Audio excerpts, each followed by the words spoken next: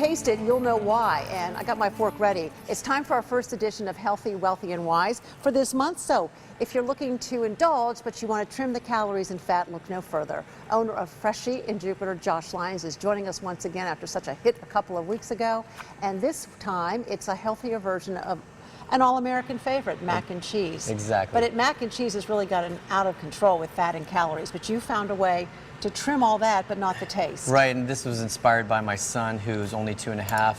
And I know that when he goes out of the house, he's going to eat whatever he wants because people are going to serve him food. But in the home, I can control what he eats. So what makes this lower fat, lower calories? Instead of regular pasta, I'm using quinoa pasta. Okay. So right there, you're eliminating the white flours and whatnot. Then also as the base for the cheese sauce, instead of using milk or cream, I'm using almond milk, which I made fresh almond milk at home the other day. People don't have to do that, but you can buy it in the stores. It's a little time consuming to make it, but it's not hard. It takes about 26 hours. Because you got to soak the almonds. Exactly. But otherwise, you can just go buy your quarter, half gallon of unsweetened almond milk. Unsweetened, exactly. All right, so let's get going and let's start making our mac and cheese. So you've got your almond milk simmering, already right? heating, yeah, and I'm pouring the cheese. Okay. It's all on the website, the recipe for this, but I'm using a little bit extravagant.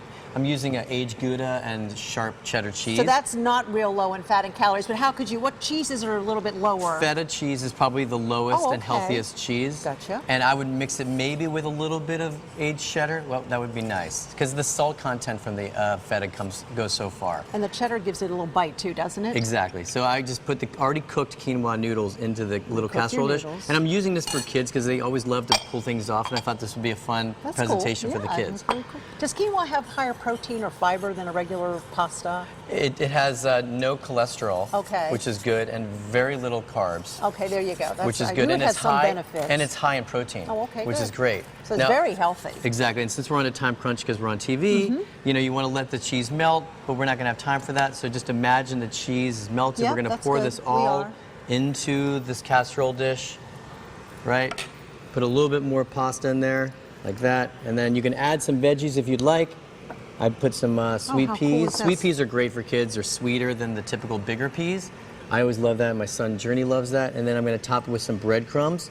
And you bake it in the oven at 375 degrees for about 15 to 20 minutes until you see it bubbling. And then you just put the lid on there and serve it to the kid, and it'll be, obviously, that's going to be hot. It's going to be hot, but you can take it out of there, at least show him, and then he'll have fun eating it. Lots of fun to make together and eat together. And exactly.